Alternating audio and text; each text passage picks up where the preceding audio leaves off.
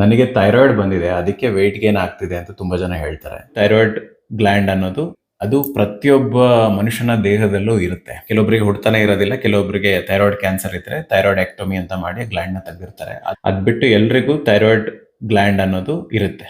ನಮ್ಮ ಈ ಜಾಗದಲ್ಲಿ ಇರುತ್ತೆ. ಇದು T3 ಮತ್ತು T4 ಅನ್ನೋ 2 ಹಾರ್ಮೋನ್‌ಗಳನ್ನ ಉತ್ಪತ್ತಿ ಮಾಡುತ್ತೆ. ನಮ್ಮ ಮೆಟಬಾಲಿಸಮ್‌ನ ಕಂಟ್ರೋಲ್ ಮಾಡುತ್ತೆ. ಹಾಗೆ ನಮ್ಮ ದೇಹದಲ್ಲಿ ಉಷ್ಣತೆ, ಹೃದಯದ ಬಡಿತ ಮತ್ತು ನಮ್ಮ ಜೀರ್ಣಕ್ರಿಯೆ, ಗಟ್ ಮೊಟಿಲಿಟಿ, ನಮ್ಮ ದೇಹ ಶಕ್ತಿಯನ್ನ ಹೇಗೆ ಯೂಸ್ ಮಾಡ್ಕೊಳ್ಳುತ್ತೆ, ನಮ್ಮ ಮೂಡು, ನಮ್ಮ ಬ್ರೈನ್ ಫಂಕ್ಷನ್ನು, ಹೀಗೆ ಹಲವಾರು ವಿಷಯಗಳನ್ನ ಕಂಟ್ರೋಲ್ ಮಾಡುತ್ತೆ. ಹೈಪೋಥೈರಾಯ್ಡಿಸಮ್ ಬಂದಾಗ ನಮ್ಮ ಥೈರಾಯ್ಡ್ ಗ್ಲ್ಯಾಂಡು ಸರಿಯಾಗಿ ಅದರ ಕ್ರಿಯಾಶೀಲತೆ ಏನಿದೆ ಅದು ಕಡಿಮೆ ಆಗಿದೆ. ಅದರ ಫಂಕ್ಷನ್ ಏನಿದೆ ರೆಡ್ಯೂಸ್ ಆಗಿದೆ.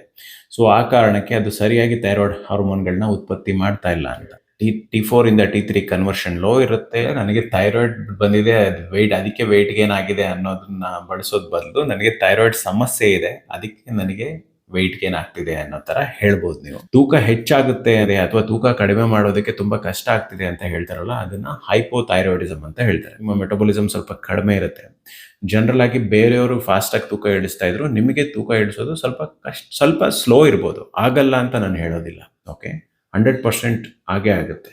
ಓಕೆ, ಅವ್ರಕಿನ್ನ ಸ್ವಲ್ಪ ಸ್ಲೋ ಮೆಟಬಾಲಿಸಮ್ ಇರುತ್ತೆ. ಬಟ್ ಡೆಫಿನೆಟ್ಲಿ ಥೈರಾಯ್ಡ್ ಇರೋದು ಹಲವಾರು ಜನರ ಟ್ರಾನ್ಸ್ಫಾರ್ಮೇಷನ್ ವಿಡಿಯೋಗಳನ್ನ ಹಾಕಿದ್ದೀನಿ. ಡೆಫಿನೆಟ್ಲಿ ಹೈಪೋಥೈರಾಯ್ಡಿಸಮ್ ಇದ್ರೂ ಕೂಡ ನೀವು ವೆಯ್ಟ್ ಲಾಸ್ ಮಾಡ್ಬೋದು. ಬಟ್ ನೀವು ಸ್ವಲ್ಪ ಜಾಸ್ತಿ ಕಷ್ಟಪಡಬೇಕಾಗುತ್ತೆ.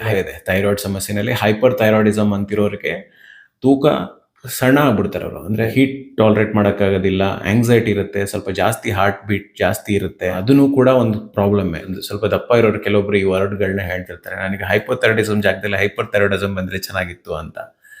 ಎಲ್ಲರಿಗೂ ಅವ್ರವ್ರ ಪ್ರಾಬ್ಲಮ್ ದೊಡ್ಡದೆ. ಹೈಪರ್ ಥೈರಾಯ್ಡಿಸಮ್ ಇರೋರ್ಗೂ ಬೇರೆ ತರನೇ ತೊಂದರೆಗಳಿರುತ್ತೆ, ಹೈಪೋಥೈರಾಯ್ಡಿಸಮ್ ಇರೋರ್ಗೂ ಬೇರೆ ತರ ತೊಂದರೆಗಳಿರುತ್ತೆ. ನಿಮ್ಮ ಜೀವನ ಶೈಲಿ, ಆಹಾರ ಕ್ರಮ, ವ್ಯಾಯಾಮ ಇದೆಲ್ಲ ಕರೆಕ್ಟಾಗಿ ಮಾಡ್ಕೊಂಡಾಗ ಈ ಸಮಸ್ಯೆಗಳನ್ನೆಲ್ಲ, ಇದರಿಂದ ಉಂಟಾಗುವಂತಹ ಸಿಂಪ್ಟಮ್ಸ್, ಸಮಸ್ಯೆಗಳನ್ನೆಲ್ಲ ಕಂಟ್ರೋಲ್ ಮಾಡ್ಬೋದು. ಥೈರಾಯ್ಡ್ ಇಶ್ಯೂಸ್ನಲ್ಲೂ ಕೂಡ T4 ಇಂದ T3ಗೆ ಕನ್ವರ್ಷನ್ ಪ್ರಾಬ್ಲಮ್ ಇರುತ್ತೆ. ಮತ್ತೆ ಕೆಲವೊಬ್ಬರಿಗೆ ಗಟ್ ಇಶ್ಯೂಸ್ ಇರುತ್ತೆ, ಕೆಲವೊಬ್ಬರಿಗೆ ಲಿವರ್ ಫಂಕ್ಷನ್ ಸರಿ ಇಲ್ಲ ಅಂದ್ರೂ ಕೊಡುತ್ತೆ. ಹಾಗೆ ಆಟೋ ಇಮ್ಯೂನ್ ಕಂಡೀಷನ್ಸ್ ಇರುತ್ತೆ. ಹೀಗೆ ಥೈರಾಯ್ಡ್ ಅನ್ನೋದು ಬಹಳ ದೊಡ್ಡ ಸಬ್ಜೆಕ್ಟ್.